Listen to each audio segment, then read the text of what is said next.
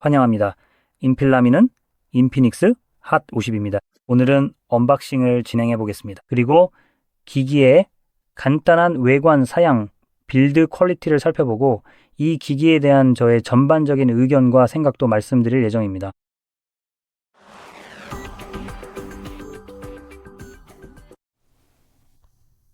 먼저 제가 중요하게 생각하는 한 가지에 대해 말씀드리자면 저는 완전히 스폰서가 없다는 점입니다. 여기서 언급하는 어떤 회사로부터도 단 한 번도 후원을 받은 적이 없습니다. 그래서 지금부터 이 기기에 대해 말씀드릴 내용은 오로지 저의 의견과 첫인상일 뿐입니다. 그리고 어떤 편견이나 회사의 영향도 전혀 받지 않았습니다. 이제 이런 부분은 넘어가고 바로 본론으로 들어가겠습니다. 그리고 본론으로 들어가기 위해 샤피를 들고 여기 있는 말도 안 되는 부분을 고쳐보겠습니다. 바로 이 부분이죠. 여기에는 이렇게 적혀 있습니다.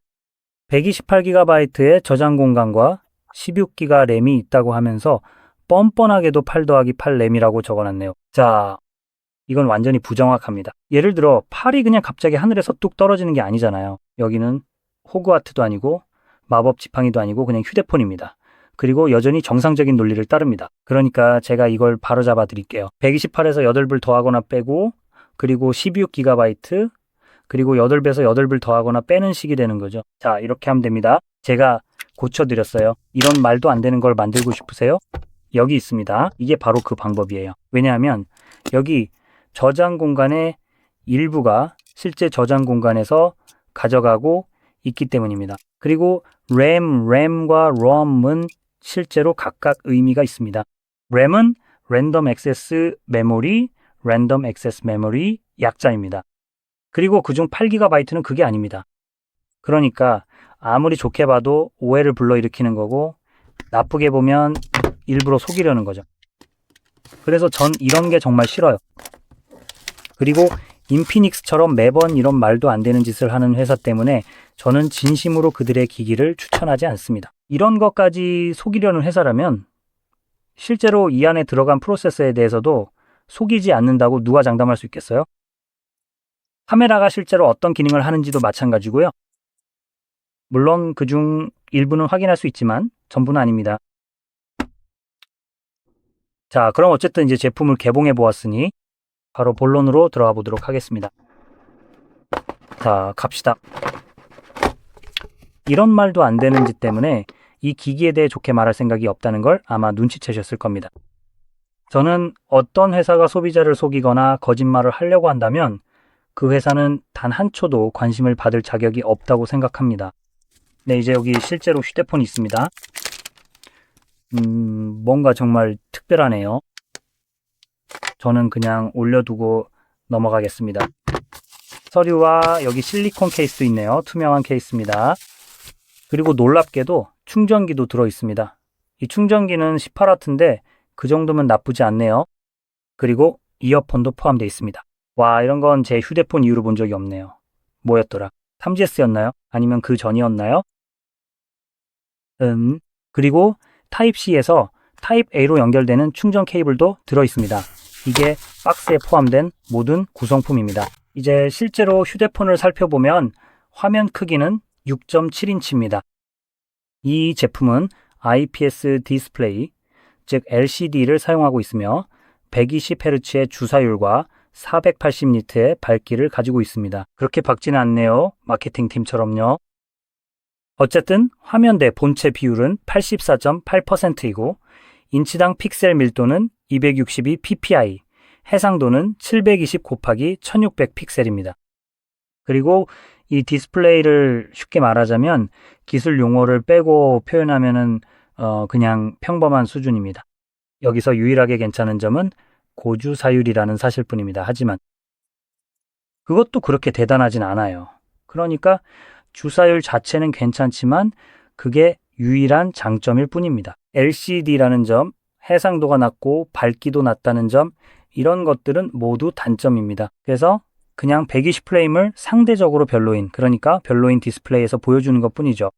이건 마치 길거리에 있는 똥에 나비 넥타이를 달아서 멋져 보이게 하는 것과 같아요. 겉모습만 번지르르 할 뿐 결국 본질은 똥이죠. 그래서 알아보는 것도 재밌긴 하네요. 주사율이 부드럽고 괜찮긴 하지만 전반적으로는 어쨌든 나쁜 디스플레이입니다. 이제 뒷면의 카메라로 넘어가 보면 언뜻 보기에는 트리플 카메라 구성처럼 보입니다. 하지만 이미 이게 카메라가 아니라는 걸 어느 정도 알 수 있어요. 놀랍게도 이것도 카메라가 아니에요. 자, 이제 이런 말도 안 되는 걸 달고 나오는 쓰레기 같은 폰을 추천하지 않는 이유가 바로 이겁니다. 왜냐하면 이런 개 같은 쓰레기를 주거든요. 그리고는 내가 트리플 카메라를 가지고 있다고 생각하게 만들죠. 그래요. 그냥 가짜 카메라 2개 더 달고 폰 뒷면에 더 많은 가짜 쓰레기를 붙여놓고 진짜 멋진 걸 넣었다고 하죠. 정말 잘했네요.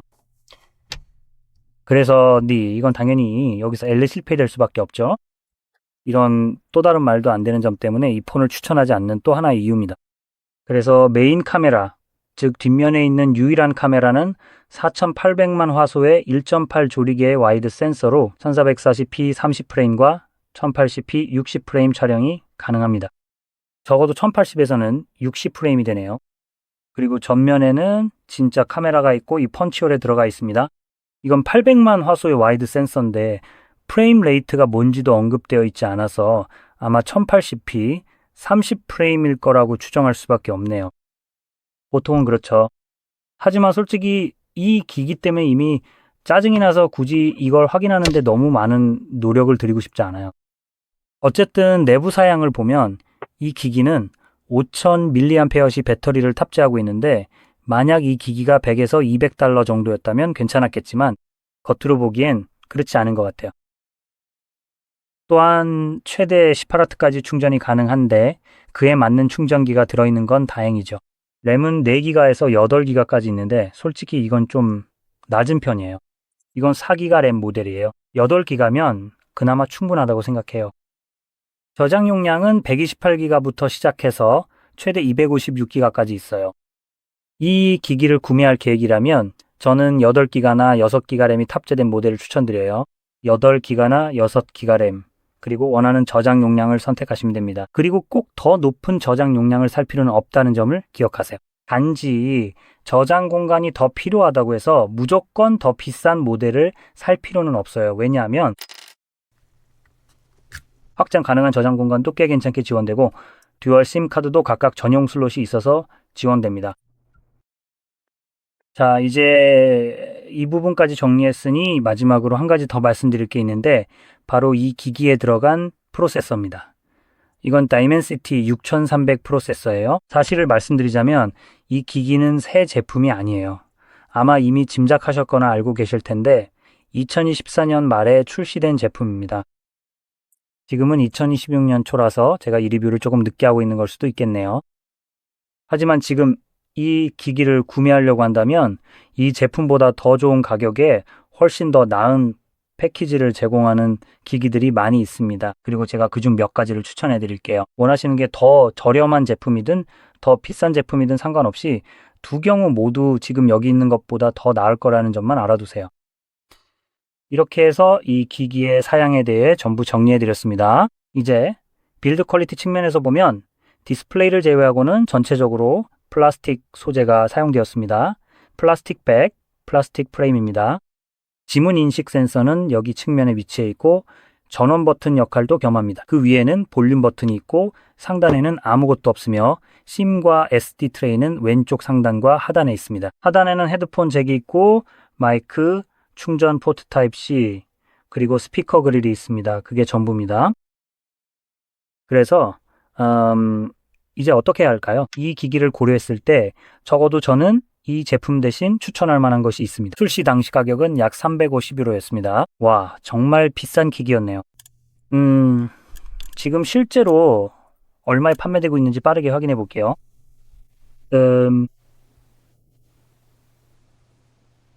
자, 그래서 지금 이 기기를 구매할 계획이라면 아니에요. 하지 마세요. 세상에나 가격 변동이 정말이지 너무 심해서 들쑥날쑥하네요. 혹시 모르니까 일반 매장 상황도 한번 꼼꼼하게 확인해 볼게요. 그런데 이제는 여기서 더 이상 판매를 하지 않는다고 하네요. 어머나 세상에. 도대체 어떻게 된 건지 이거 좀 정말이지 너무나도 당황스럽기만 하네요.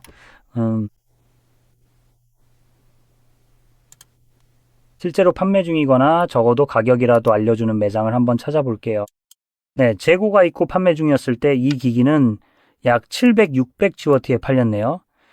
지금은 600GW입니다. 600이라면 유로로 환산해보면 600은 실제로 150유로 정도고 아마 달러로는 200달러에 더 가까울 거예요. 자, 이걸 염두에 두고 이 폰이 마지막으로 판매됐을 때가 언제인지는 모르겠지만 아직 판매 중이었을 때를 생각해보면 매장에서는 약 150유로에 팔았어요. 솔직히 그 가격이면 그렇게 나쁘지 않았죠. 공식 가격은 GSM 아레나 기준으로 350유로였던 걸로 아는데 그건 좀 비쌌어요. 지금도 이 기기를 150유로에 살 수 있다면 한 번쯤 고려해 볼 만해요. 이 가격에 그렇게 나쁜 기기는 아니지만 조금만 더 돈을 쓰면 훨씬 더 좋은 기기를 살 수 있습니다. 그러니까 200유로, 즉 50유로만 더 쓰면요. 그리고 예를 들어 잠깐만요. 바로 보여드릴게요. CMF 폰 2 프로 같은 걸 살 수 있습니다. 그 폰은 정말 여러 면에서 뛰어날 거예요. 이 기기와 비교하면 사실상 모든 부분에서 우수합니다. 배터리는 비슷하지만 충전 속도가 더 빠르고 램도 더 많아요. 다만 8GB 한 가지 옵션만 제공되긴 합니다. 프로세서도 훨씬 빠르고 저장 공간과 확장 가능한 저장 공간도 지원합니다. 128에서 256GB까지요. 카메라도 더 좋고요. 카메라는 지금 여기 있는 것보다 훨씬 크게 개선될 겁니다. 이 기기와는 다르게요. CMF는 트리플 카메라로 그중 2개는 5000만 화소 광각 및 망원입니다. 가짜 카메라 2개도 있죠. 대단하네요. 4K 30프레임, 1080p는 최대 120프레임까지 지원합니다. 그러니까 당연히 이 부분도 개선된 거죠. 디스플레이도 또 다른 개선점인데 AMOLED 120Hz, 2000Hz 터치 샘플링 레이트, HDR10 플러스 그리고 무려 3000니트의 최대 밝기를 자랑합니다. 모든 면에서 더 뛰어납니다. 해상도도 더 높고 전면 유리도 더 단단해졌어요. 그러니까 말씀드린 대로 이게 약 200유로 정도인데 지금 여기 있는 것보다 정말 엄청나게 더 좋습니다. 만약 이 기기가 어떤 어이없는 이유에서든 여전히 300유로에 판매된다면 그럼 저는 제가 대신 추천드릴 만한 것은 아마도 포코, 샤오미 포코 F8 프로입니다. 이 제품은 보안이 490유로 정도로 더 비쌀 것 같아요. 하지만 기기에 더 많은 돈을 쓸 계획이라면 그만큼의 가치를 제대로 누리는 게 낫겠죠. 그리고 샤오미 포코 F8 프로는 기본적으로 삼성 S25 같은 플래그십 수준의 사양을 갖추고 있습니다. 다시 한번 5000만 화소 듀얼 와이드 망원 카메라와 800만 화소 초광각 카메라를 탑재하고 있습니다. 8K 30프레임, 4K 60프레임 촬영이 가능하고 6200mAh의 훨씬 더 큰 배터리, 100W 고속 충전, 12GB 램, 그리고 S25와 동일한 스냅드래곤 8 엘리트 프로세서를 탑재하고 있습니다. 모두 그렇습니다. 그래서 사실상 중급기 가격의 괴물 같은 성능의 기기라고 할 수 있습니다. 이건 중급기 가격의 플래그십 폰이고 이렇게 저렴한 플래그십이 가능하다는 점에서 삼성 같은 폰들을 정말 부끄럽게 만듭니다. 더 많은 돈을 쓸 계획이라면 해당됩니다. 말씀드린 대로 CMF 폰도 이미 이보다 개선된 성능을 더 저렴한 가격에 제공할 겁니다. 만약 우리가 원래 가격, 조금 더 비싼 가격, 예를 들어 재고가 있을 때 매장에서 150유로에 팔렸던 걸 본다면 말이죠. 네, 이 기기에 대해 제가 할 말은 사실상 이게 전부입니다. 이건 오래된 폰이기 때문에 요즘에는 더 좋은 제품들이 있어서 제가 좀 박하게 평가하는 것도 있습니다. 또한 출시 당시 가격이 아마도 적정가보다 더 비쌌던 것도 이유 중 하나입니다. 하지만 결국 이 폰이 과연 그만한 가치가 있는지 판단하기가 조금 어렵습니다. 왜냐하면 이 제품의 가치는 언제, 어디서, 새 제품인지 중고인지, 그리고 다른 여러 요인에 따라 달라질 수 있다고 생각하기 때문입니다. 하지만 일반적으로 이 폰을 선택할지 아니면 CMF 폰을 선택할 수 있다면 저는 CMF 폰이 훨씬 더 나을 거라고 생각합니다. 또한 이 제품은 더 최신 기기이기 때문에 그만큼 수명 주기도 더 길 것입니다. 그리고 GSM 아레나에 따르면 이 제품은 안드로이드 15부터 3번의 주요 안드로이드 업그레이드를 받을 예정이라고 나와 있습니다. 그래서 앞으로 2번 더 안드로이드 업그레이드를 받을 수 있다는 뜻이죠. 즉 앞으로 2년 더 지원을 받게 됩니다. 반면에 이 제품은 앞으로 추가 지원이 있을지조차 확실하지 않습니다. 그래서 이런 점도 여러분이 어떤 가치를 두느냐에 따라 달라질 수 있는 또 다른 포인트입니다. 기기의 보안성 같은 부분 말이죠. 이 부분이 여러분에게 중요해질 수 있습니다. 말씀드렸듯이 이 특정 기기에 대해 의견을 드리기가 조금 어렵습니다. 가격이 더 저렴하더라도 여러분에게 그만한 가치가 있는지 이 제품을 선택하는 것이 더 나은지에 대해서요. 저는 개인적으로 보통 CMF 폰에 조금 더 투자하는 것을 추천합니다. 왜냐하면 말씀드린 것처럼 더 최신 폰이고 더 많은 지원을 받으며 모든 면에서 훨씬 더 낫기 때문입니다. 정말로 여러분이 생각할 수 있는 모든 것이 장점입니다. 그리고 새 제품을 산다고 가정하면 50유로 정도만 더 내면 됩니다. 중고로 샀거나 할인 행사가 있다면 누가 알겠어요? 이 제품과 같은 가격에 살 수도 있겠죠? 적어도 제가 보고 있는 가격 기준으로는 그렇습니다. 그래서 이 부분은 여러분이 무엇을 원하는지, 예산이 얼마인지, 그리고 상황에 따라 크게 달라질 수 있습니다. 그러니까 아까도 말씀드렸지만 제가 CMF를 추천하는 이유는 그들이 스폰서를 해서가 아니라는 겁니다. 전혀 그렇지 않아요. 이건 정말로 꽤 괜찮다고 생각하는 휴대폰이에요. 좋은 폰이고 성능도 잘 나오기 때문에 추천하는 겁니다. 그리고 저는 이 폰이 제공하는 가치, 즉 가격 대비 어떤 기능을 제공하는지를 중요하게 생각합니다. 그게 바로 제가 기기를 추천할 때 항상 사용하는 기본 전략이에요. 만약 저렴한 가격에 좋은 패키지를 제공하고 다른 기기들보다 더 많은 것을 저렴한 가격에 준다면 그건 확실히 추천할 만한 가치가 있습니다. 그래서 그게 바로 제가 말씀드리고 싶은 부분이에요. 자, 어쨌든 이제 이 영상이 여러분께 많은 도움이 되었길 바랍니다. 도움이 되셨다면 좋아요와 구독 꼭 눌러주시고 시청해주셔서 감사합니다.